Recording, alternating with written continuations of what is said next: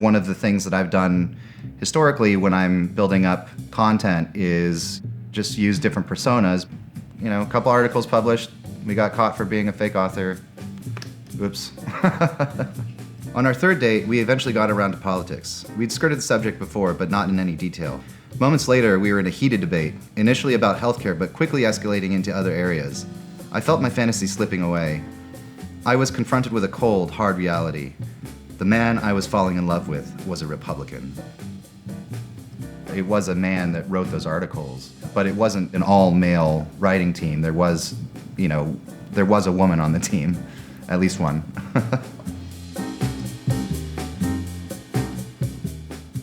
My name's Kenny Hyder. I run a digital marketing consultancy and help clients run their digital ad campaigns, Google, Facebook, Instagram ads.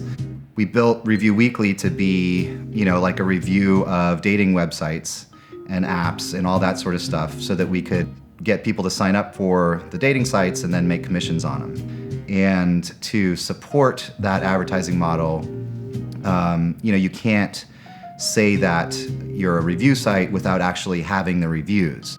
And one of the things that I've done historically when I'm building up content is, just use different personas. The site was profiting about $2,000 a day, so it was doing pretty well. We had a TJ Farhadi who we had created, and he was kind of like a douchey guy that had all the shitty takes on, how to game women and, be a douchebag, you know what I mean? And he was getting published on all those clickbait style articles that are geared towards men of like, oh, top 10 ways to get a chick, you know what I mean? And things like that. So I decided, well, we need to start a woman and have a woman that's a dating expert. And that's, basically what we were trying to mimic with Rachel Brewson was, let's make her an expert so that our website for dating reviews will have some merit. There was kind of like this little niche of these like up and coming kind of, I don't know what you call them, op-ed gossip type blogs or whatever. And, there was exojane.com, there was brobible.com, there's a bunch of these sites that are kind of similar in nature. And after Exojane had, I think, published 2 of our articles from a different author, one of my writers pitched this idea of, hey, what if we wrote an article and just went off of all the Trump fury that's going on, because this was right during the election cycle when Trump got elected. Believe me, women, if it's got to be a woman, which I'm all in favor of someday, it shouldn't be Hillary. And there was this hashtag circulating the internet, which was hashtag vote Trump get dumped. And this was like a huge phenomenon. People were up in arms about it. And we're like, great, well, we can play into that. Let's write an article about a liberal woman getting in a relationship with a guy that ends up voting for Trump. And it worked. and that first article, I think, got 3,000 something comments, and people were just enraged. They're like, how could you? You can't, this guy is a chauvinist and blah, blah, blah, blah, blah, and just every bad thing about, this story. And it was just kind of like, oh, wow, people were really receptive. We thought it'd get published and whatnot, but I didn't expect it necessarily to, become somewhat viral and really take off in eyeballs. As soon as that took off, it was, okay, well, what do we write next? The next article was, oh, he's voting for Trump, and we used Trump's name in the headline, and, and I dumped him, and that just kind of tailed into the whole hashtag vote Trump get dumped, and just, gave the audience what they wanted.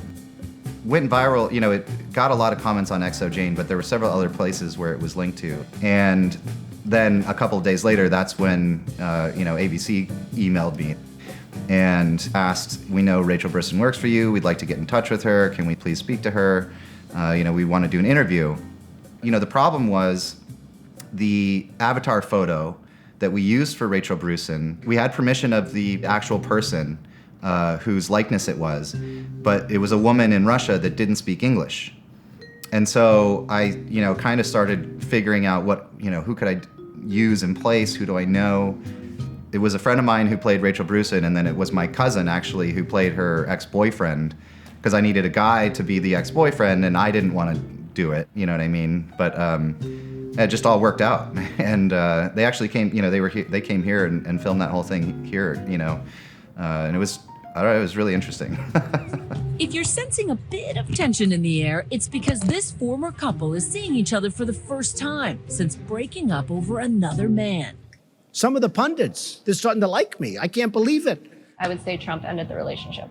Right after it had aired, someone who had commented on the XO Jane articles saw it and went back into the comments and started blowing up the comments with, here's the avatar of the girl, and here's the girl on camera. They're not the same girl, you know what I mean? And then it just started kind of becoming chaos. And the whole comment section of that second article was just like, everyone was just, outraged. They're like, what's going on? What is this? Then it just kind of furled out. And then we kind of had to give up on Review Weekly. It was like, oh, well, now this is tarnished and trash, like now there's nothing else to do here. So, it was a fun ride, but it was kind of sad to see it just kind of get dropped because it continued to pick up traffic for the several years following, when we stopped working on it. And it worked. The strategy worked. It just wasn't liked by everyone, I didn't really understand why people would get so mad, but, they did.